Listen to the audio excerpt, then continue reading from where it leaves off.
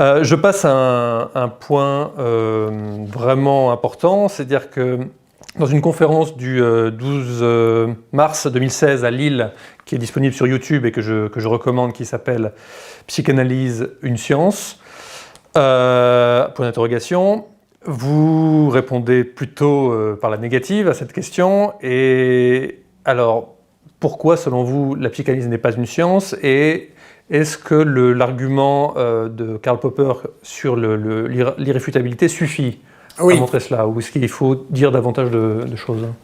Oui, alors, dans cette conférence, d'abord, je rappelle que le mot « science », on peut l'utiliser de diverses façons. Il désigne des choses très différentes, depuis la signification populaire, on peut parler de la science du boulanger, du tailleur, etc., c'est-à-dire ça signifie alors simplement les connaissances. Alors, il y a différents types de sciences. Il y a les sciences formelles, comme mathématiques, la logique, formelle, etc. Il y a alors les sciences herméneutiques, comme l'histoire. La sociologie. Oui. Et donc, il y a ensuite les sciences empirico-formelles, qui sont des sciences qui vont éventuellement utiliser les mathématiques, mais qui sont soucieuses de vérifier, au vu des faits, de faire vraiment le test de la confrontation avec des faits, et de le faire de manière méthodique. Et là, on peut dire que la reine des sciences, en quelque sorte, c'est la physique, encore que parmi les physiciens, il y en a beaucoup aussi qui, si on regarde alors la physique avancée, peuvent aussi fantasmer et raconter des choses qui sont loin d'être vérifiées. Mais alors, la psychologie, elle se situe justement tantôt comme une science herméneutique. Bon, il y a une psychologie philosophique qui remonte jusqu'à Aristote et la psychologie phénoménologique.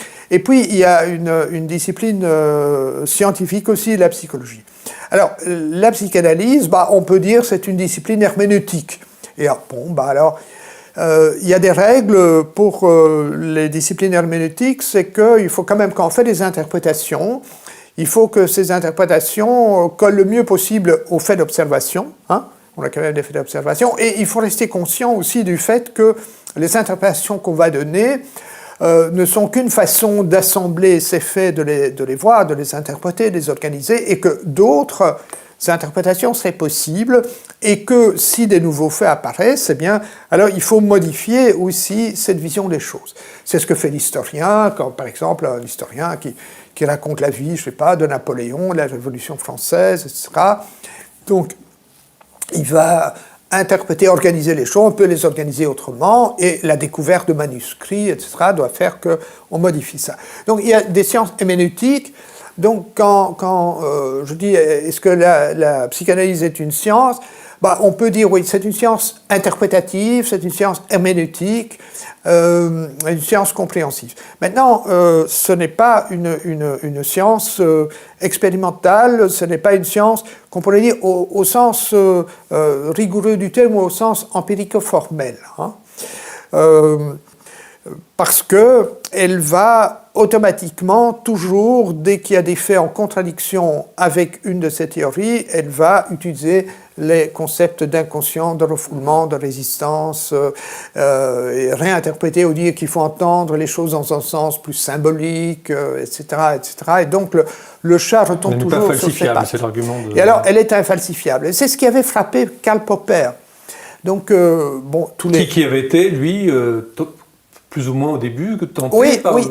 Alors, c'est ça qui est amusant, c'est que, tous les gens qui s'occupent d'épistémologie connaissent évidemment Popper, qui est un des plus grands noms de l'histoire de l'épistémologie, si pas un des plus grands noms de l'histoire de la philosophie. Alors, Karl Popper a formulé ce fameux principe de réfutabilité, à savoir que ce qui est scientifique doit pouvoir être réfutable à la vue de certains faits, ce qui ne veut pas dire que c'est réfuté, mais que cela, en théorie, devrait pouvoir l'être. Et ça, il a eu l'idée de ce principe en 1919. Il était tout jeune et il était aussi socialiste et fasciné, ou en tout cas très intéressé par la psychanalyse.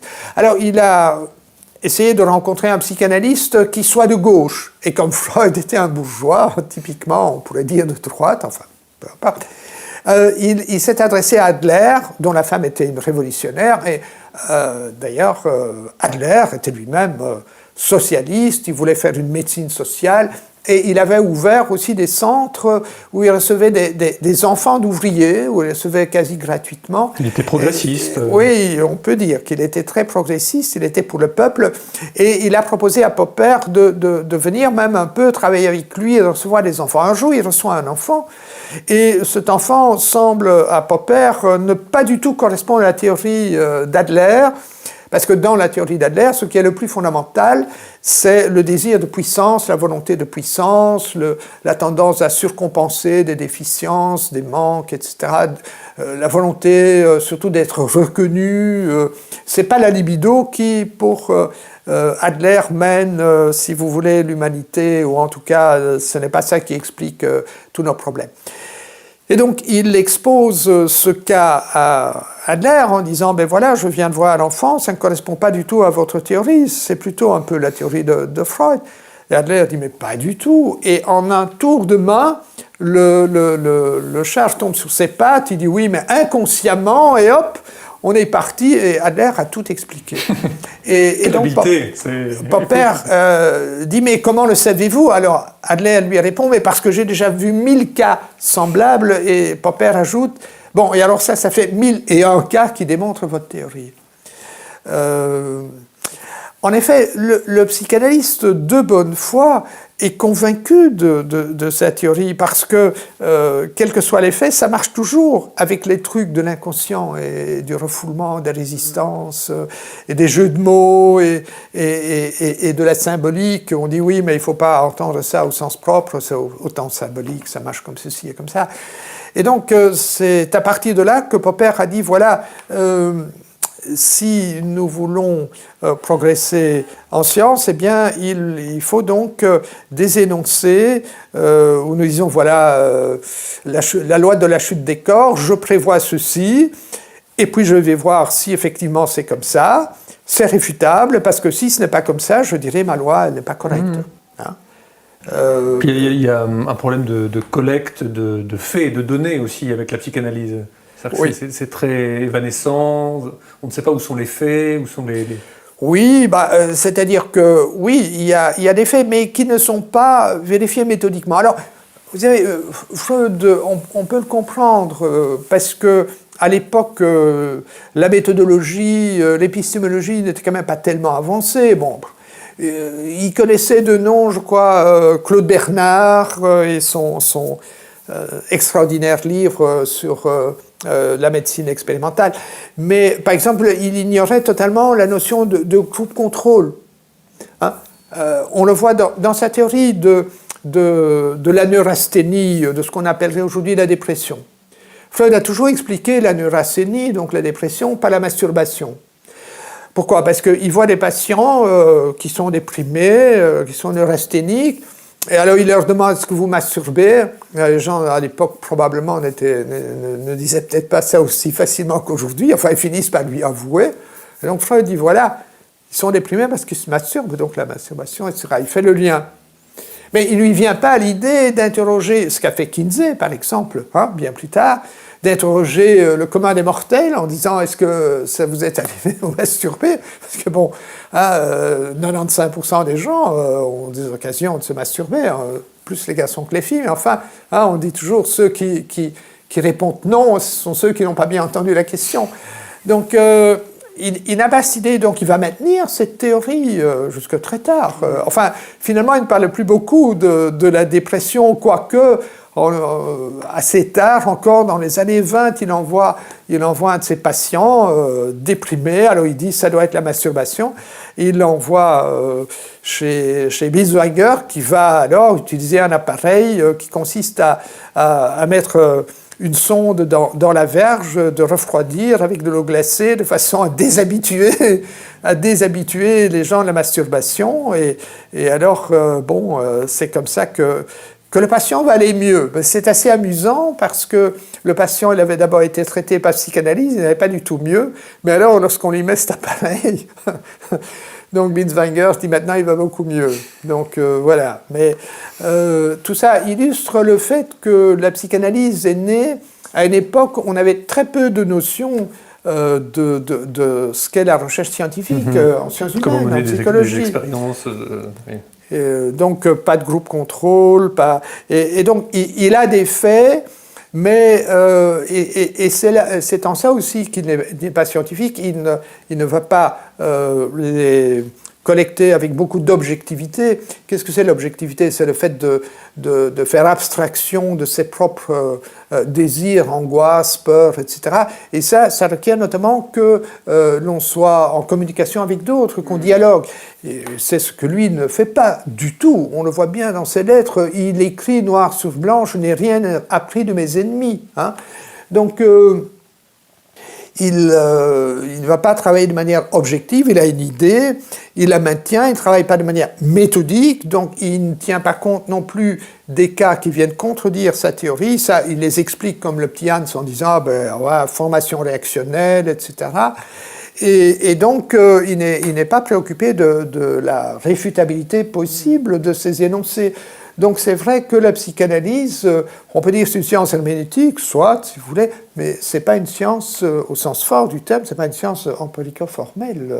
Mais là encore, ce qui est troublant, c'est que les psychanalystes, la communauté psychanalytique aujourd'hui, n'essaie pas de mettre en place des expériences pour essayer de tester tout ça, mais s'y est toujours refusé, on va en parler après.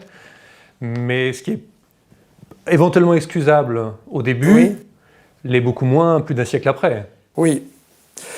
Oui, alors, il y a en fait, nous allons peut-être revenir là-dessus, le monde psychanalyste recouvre beaucoup de choses. Hein. Oui, justement, c'était ma question, oui, ma question suivante.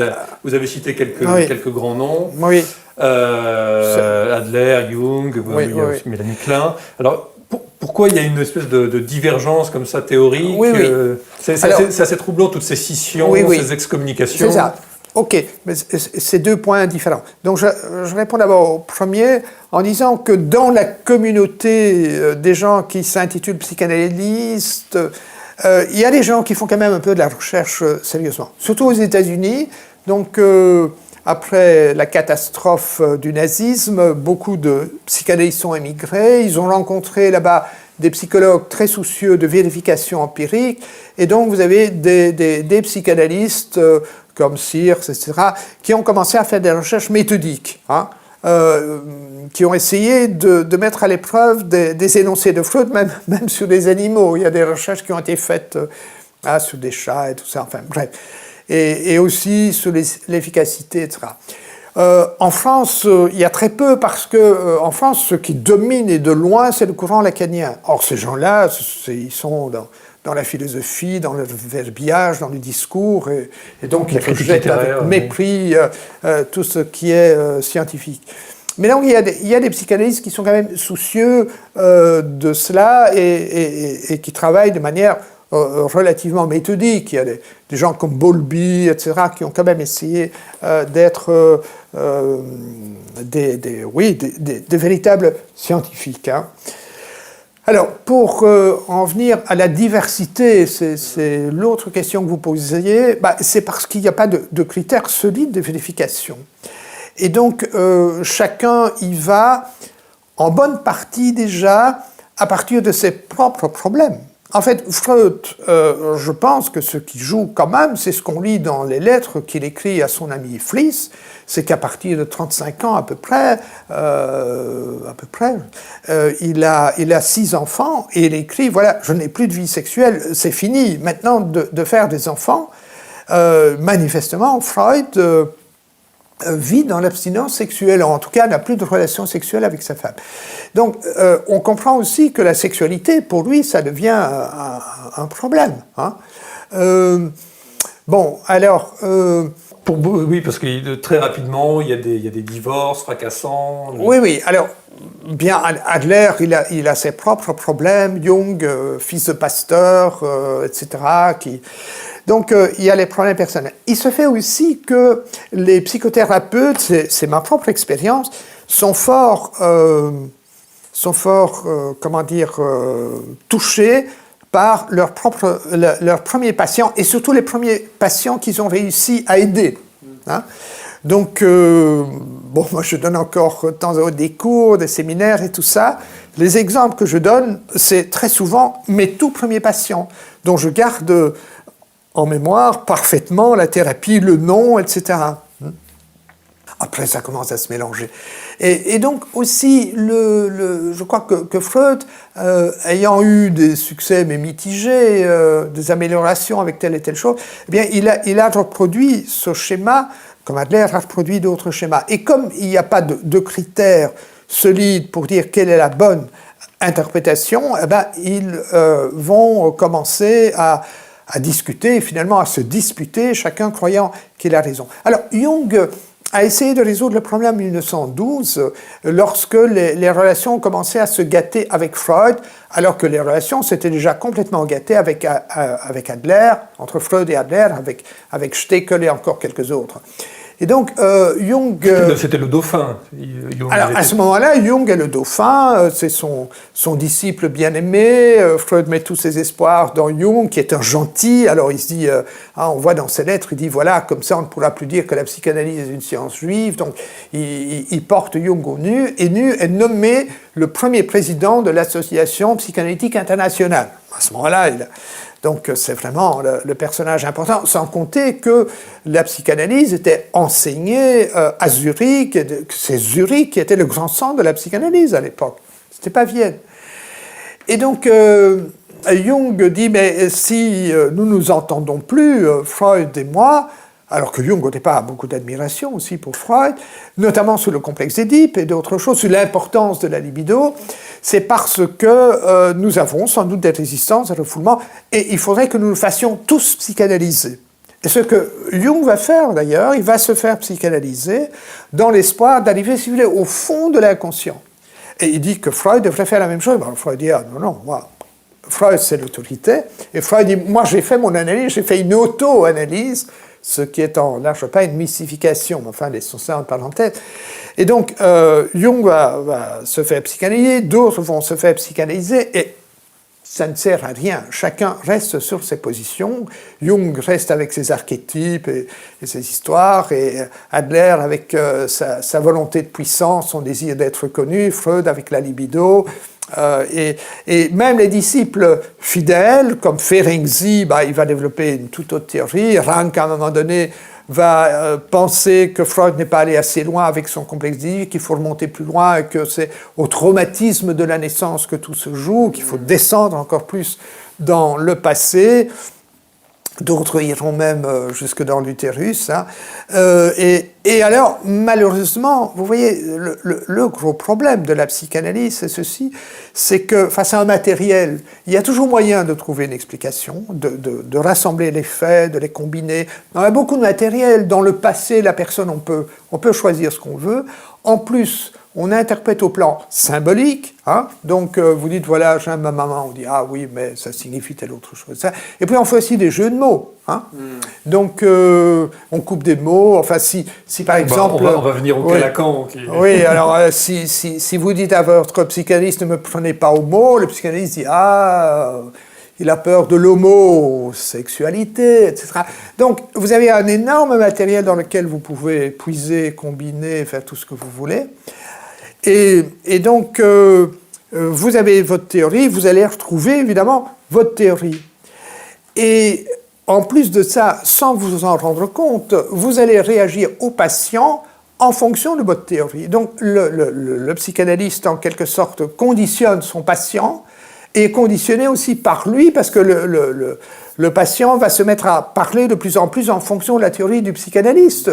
Si vous voyez l'homme au rat, par exemple, à la première séance, il parle tout de suite de sexualité. Freud lui dit, pourquoi vous parlez de sexualité? Il dit, c'est ce que je sais de votre théorie.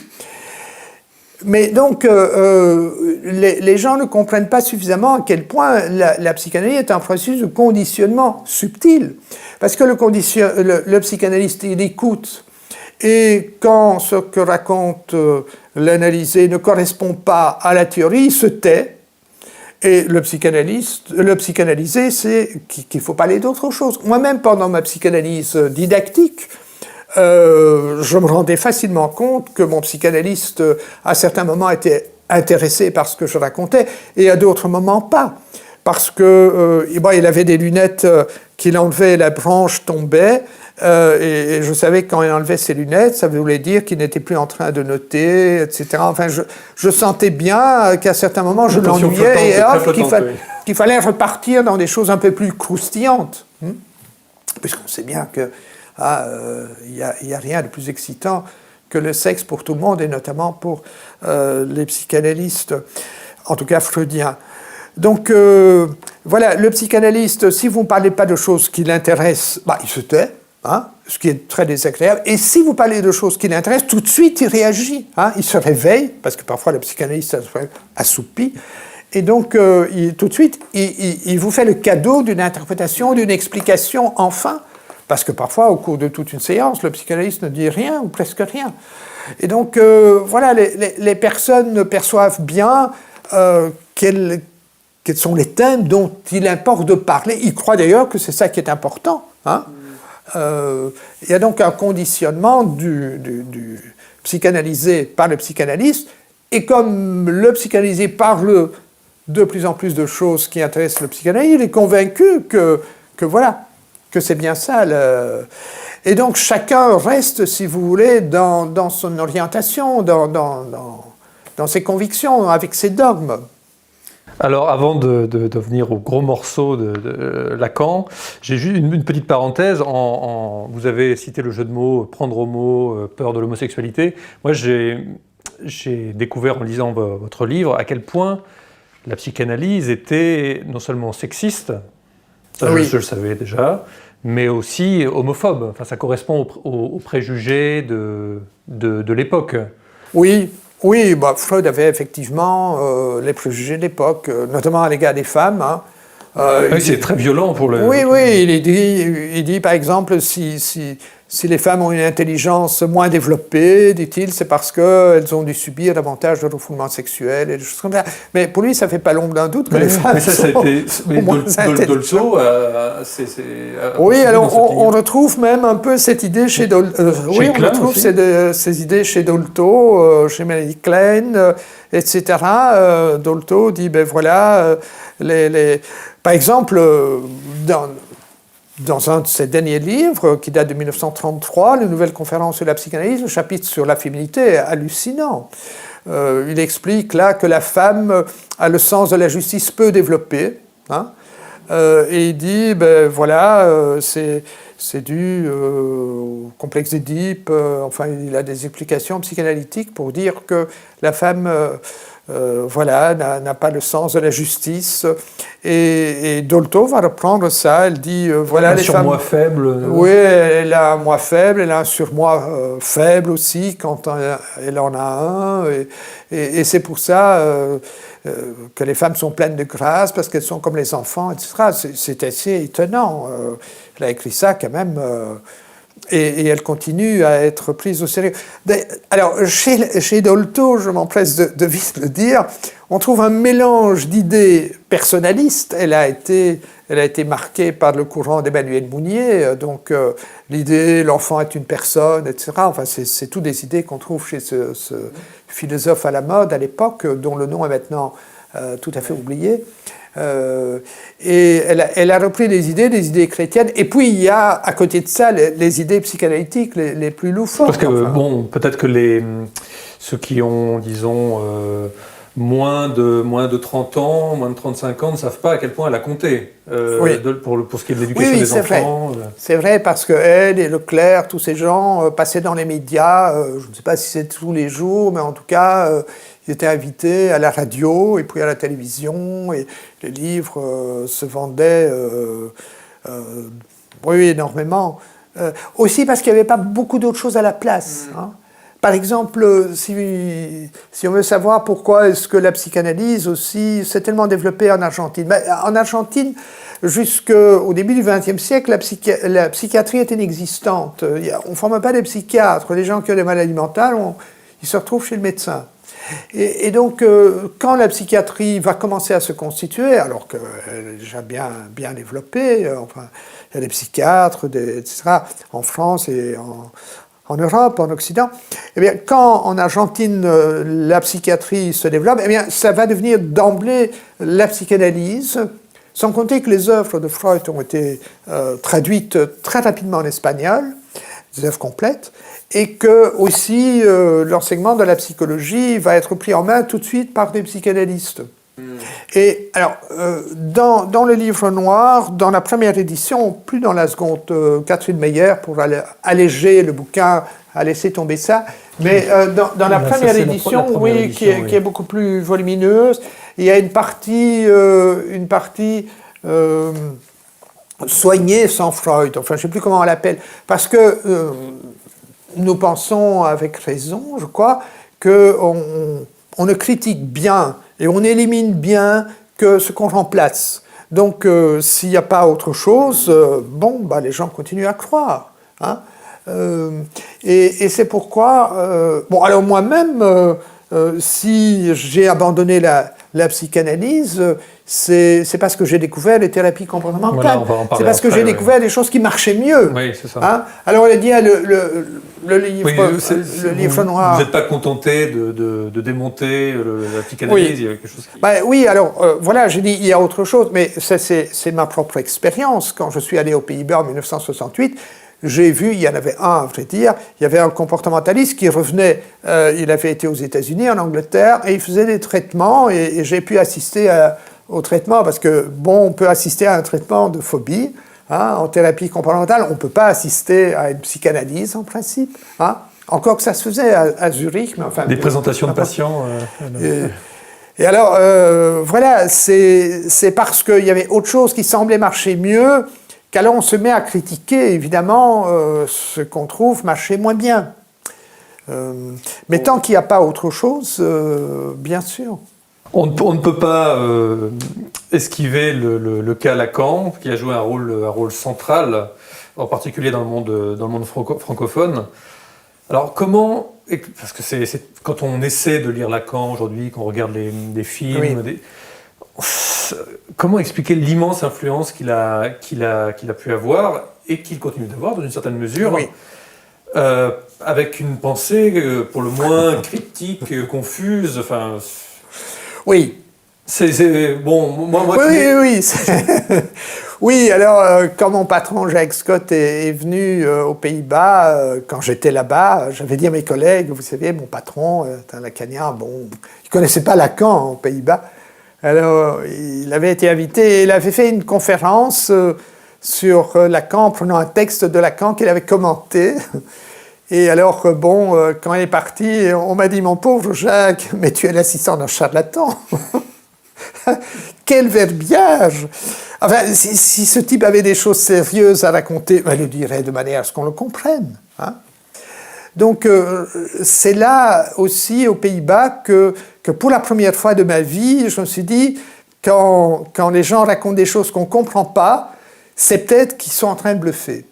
Et ça, c'est une idée que jamais je n'aurais eue avant, et que beaucoup de gens n'ont pas, évidemment. Les gens croient que s'ils ne comprennent pas, c'est parce qu'ils ne sont pas suffisamment formés, pas assez intelligents, parce que c'est trop profond, mais qu'en étudiant, en faisant de l'herméneutique, ils vont finir par comprendre. Alors, c'est de l'intimidation. Oui. C'est l'histoire des habits de l'empereur, le comte d'Andersen.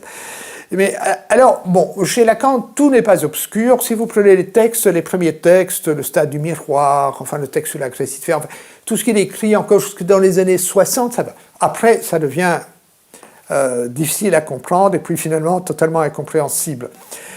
Alors, pourquoi est-ce qu'il a eu tellement de succès? Il y a plusieurs raisons.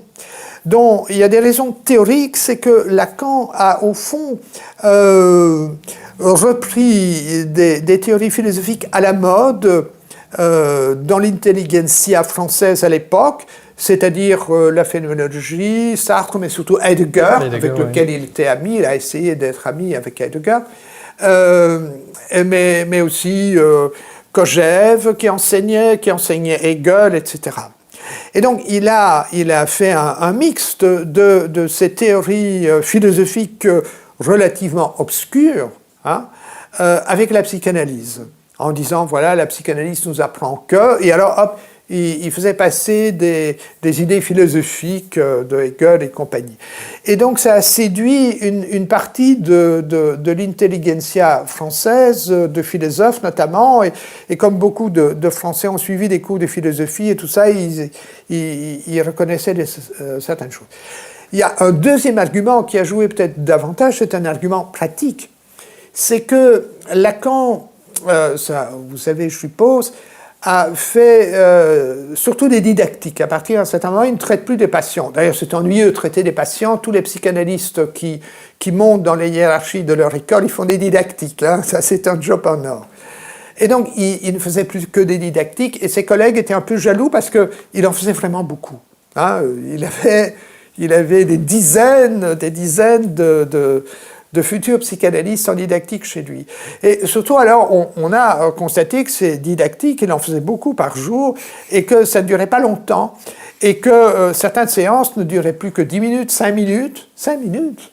Donc, le futur psychanalyste pour sa didactique qui venait à ces séances, il s'installait, il disait quelques mots, et Lacan lui disait « stop hein ».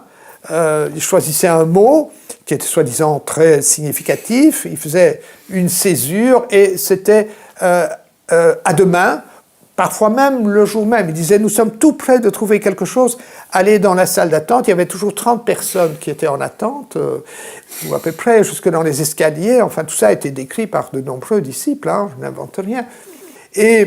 Et donc, il lisait le journal aussi. Il lisait aussi son journal, il faisait sa correspondance, il mangeait des sandwichs, enfin, il se permettait n'importe quoi. Et donc, les gens qui faisaient leur didactique chez lui, évidemment, étaient frustrés. Hein. J'ai pu lire qu'il y avait des gens qui n'enlevaient même pas leur manteau, tellement il restait peu de temps, ils avaient à peine le temps de s'installer sur le divan que déjà c'était au suivant, ils ne fermaient même plus la porte à la fin. Et donc, les psychanalystes français, certains, ont commencé à être très mécontents. Et on a fait une enquête de l'Association psychanalytique internationale. Et on a dit à Lacan, c'est pas possible, ça ne peut pas continuer. Et pendant 10 ans, on lui a dit, c'est pas possible, c'est pas possible. Et Lacan disait toujours, oui, ok, mais il faisait qu'à sa tête. Et donc, en 1963, au congrès de Copenhague de l'Association internationale, on a dit, voilà, les didactiques de Lacan ne sont plus reconnues dans l'Association internationale. Une sanction. C'est ce que Lacan appelait l'excommunication. Il a eu l'outrecuidance, le culot de se comparer à Spinoza, rejeté par la communauté juive. Enfin, bon. Et après ça, qu'est-ce qu'il a fait ? Il a créé sa propre école, l'école lacanienne de psychanalyse, qui s'est appelée l'école freudienne de Paris. Et là, il a fait ce qu'il voulait, donc il recevait 80 personnes en didactique par jour, etc. Et donc, il a formé un nombre considérable d'élèves. Et en plus, il a eu cette idée qui lui a permis alors de faire un pied de nez à l'Association internationale de psychanalyse. Il a accepté n'importe qui voulait faire une didactique en disant « ça suffit pour être psychanalyste ». Et donc sont venus des philosophes, des mathématiciens, des assistants. Un peintre aussi, je crois, non ? Un peintre aussi, oui. Munt, que j'ai bien connu personnellement, qui était allé à Paris, c'est un excellent artiste peintre, qui est allé chez Lacan comme patient, et puis après quelques séances, il a abandonné la peinture, il s'est installé comme psychanalyste.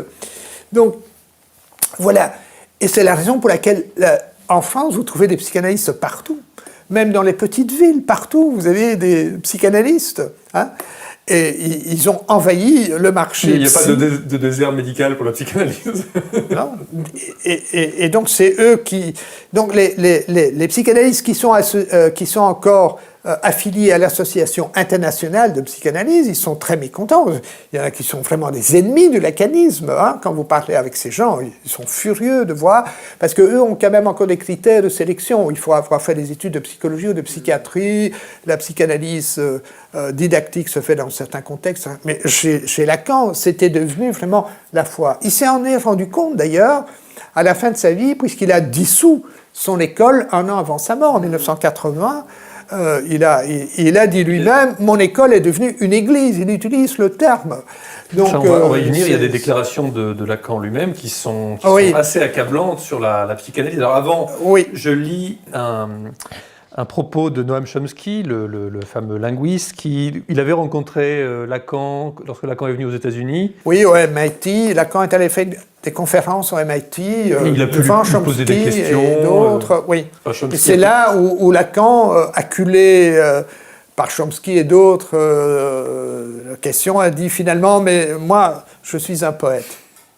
Et donc, ce qui amène Chomsky à dire dans un texte de 1989, il dit ceci: Lacan était un charlatan conscient de l'être, qui jouait avec le milieu intellectuel parisien pour voir jusqu'où il pouvait aller dans l'absurdité, tout en continuant d'être pris au sérieux.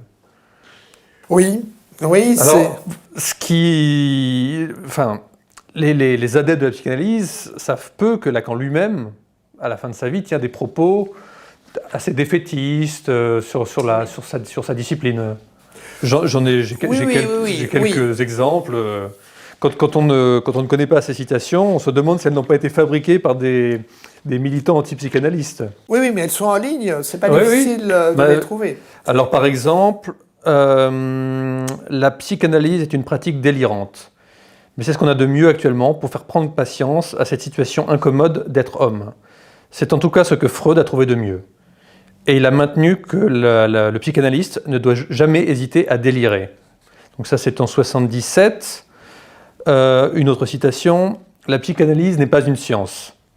Elle n'a pas son statut de science. Elle ne peut que l'attendre, l'espérer. C'est un délire dont on attend qu'il porte une science. On peut attendre longtemps. Il n'y a pas de progrès, et ce qu'on attend, ce n'est pas forcément ce qu'on recueille. C'est un délire scientifique. Oui, ça se trouve surtout dans la revue Ornicard, qui est la revue... ça, c'était 77 aussi. Lacanienne, et donc ce sont des propos qu'il a commencé à tenir à partir de 1977. Alors, les lacaniens qui connaissent cela, parce que ça a quand même circulé, disent qu'à ce moment-là, il faut quand même avouer que peut-être il commençait à souffrir de démence. Ah, c'est commode, oui. Mais bon, moi je ne sais pas s'il était tellement dément que ça. Peu importe. Une dernière de 79, la psychanalyse est à prendre au sérieux, bien que ce ne soit pas une science. Comme l'a montré abondamment un nommé Karl Popper, j'aime bien cette expression, comme l'a montré abondamment un nommé Karl Popper, ce n'est pas une science du tout, parce que c'est irréfutable. On voit qu'il a retenu la leçon. C'est une pratique qui durera ce qu'elle durera. C'est une pratique de bavardage. C'est le titre de l'article. Oui, c'est le titre du séminaire, une pratique de bavardage. Le psychanalyste est un rhéteur. Ce que j'ai appelé le rhéteur, qu'il y a dans l'analyste, n'opère que par suggestion. Il suggère, c'est le propre du rhéteur. Il n'impose d'aucune façon quelque chose qui aurait consistance. Ce qui fait le vrai et ce qui fait le faux, c'est ce qu'on appelle le pouvoir de l'analyste. Et c'est en cela que je dis qu'il est rhéteur. Ça, c'est 79. Oui, c'est étonnant. Et donc, c'est étonnant que son gendre, Jacques-Alain Miller, a recueilli ses propos et les ait imprimés. Je dois dire que là, je suis assez soufflé de leur honnêteté, en quelque sorte, parce que, devrais-je avouer que moi, si mon maître avait raconté ça... je lui ai dit, écoutez, il va mal, on va le soigner, mais doucement, pas besoin de publier ça dans la revue officielle lacanienne à l'époque. Alors, à Bruxelles, il a fait encore un peu plus fort, il a dit, la psychanalyse est une escroquerie qui consiste à faire scier les gens avec des mots. Et moi j'en suis malade, il dit, parce que j'ai un surmoi comme tout le monde. La psychanalyse durera ce qu'elle durera, mais je crois que Freud et moi nous avons raté notre coup. C'est stupéfiant. Il a raconté ça à une conférence faite à des psychanalystes, et un de mes amis, à l'époque je ne l'étais déjà plus, mais enfin bon, José Cornet, qui était un psychanalyste lacanien, un très gentil garçon d'ailleurs, le pauvre il est mort à 50 ans, parce qu'il était alcoolique et grand fumeur. La psychanalyse ne l'avait pas spécialement aidé. Enfin, à ses centres. Il a reproduit ça, et tout le monde a entendu ça, et ça a été reproduit dans le bulletin aussi des psychanalystes belges. Et alors, c'est arrivé à Paris, et il y a un séminaire qui est paru dans Ornica, la revue officielle de Lacan, sur l'escroquerie psychanalytique. Alors, où il explique que, il dit, voilà, vous avez sans doute appris des Bruxellois, des Belges, que j'ai dit ça, mais il faut entendre ça d'une autre façon. Donc là, brusquement, il a un peu réfléchi. En fait, Lacan pensait qu'il pouvait parler librement et que, en quelque sorte, c'était son inconscient qui dévoilait la vérité. Et c'est ce que pensaient aussi ses disciples, c'est qu'à la limite, ils pouvaient dire n'importe quoi, c'est que ça avait du sens. Et donc moi, enfin, parfois, il était quand même un peu conscient. Alors, un charlatan conscient de l'être, nous dit Chomsky, j'aurais tendance à le croire un peu. Parce qu'il y a cette anecdote que j'aime toujours bien raconter, c'est que Lacan termine son discours à l'ORTF en 1975, ou quelque chose comme ça, par ces deux phrases sibyllines. L'interprétation doit être preste pour satisfaire à l'entrepret. Ça se comprend, plus ou moins. Mais alors, la phrase suivante, de ce qui perdure de perte pure à ce qui ne parie que du père au pire, est une phrase évidemment beaucoup moins compréhensible. Et donc, il n'était pas oulipien, il n'était pas parti de l'Oulipo. Est-ce qu'il avait fumé ce jour-là? Alors, quoi qu'il en soit, les psychanalystes belges, enfin quelques-uns, avaient fait deux soirées de séminaire pour essayer de comprendre ces deux phrases, notamment de ce qui perdure de perte pure à ce qui ne parie que du père au pire. Et un de ces psychanalystes qui faisait chez Lacan son analyse des contrôles, a demandé au maître ce que ça signifiait exactement, parce qu'il y avait des désaccords, évidemment, sur la manière d'interpréter de ce qui perdure de perte pure. Et Lacan a dit, mais j'ai dit ça pour les assonances. Et ce qui est donc extraordinaire, c'est que finalement, Lacan pouvait, pour les assonances, comme un poète surréaliste, dire n'importe quoi. Et donc les disciples pensaient que ça avait un sens profond. Donc, est-ce que ça l'amusait que d'autres se cassent la tête sur le sens Ah, peut-être bien, oui. On ne sait pas évidemment ce qui se passe dans sa tête, mais donc peut-être qu'il rigolait bien dans sa barbe. Enfin, il n'avait pas de barbe, mais oui. Alors, est-ce que, comme disent certains lacaniens, est-ce qu'à partir de la fin des années 70, il y avait un processus de démence, de sénescence qui s'était mis en route et que donc il a commencé... Mais enfin, on pourrait dire aussi que c'est ça qui l'a libéré. Ça l'a désinhibé. Alors il a dit réellement ce qu'il pensait, à savoir la psychanalyse n'est pas une science, que c'est du bavardage, le psychanalyste est un rhéteur, c'est du escroquerie. Il doit pas hésiter à délirer. Oui. Donc voilà, tout ça nous montre tout de même que c'est à prendre avec des pincettes et que de très grandes pincettes. Ce n'est pas évident.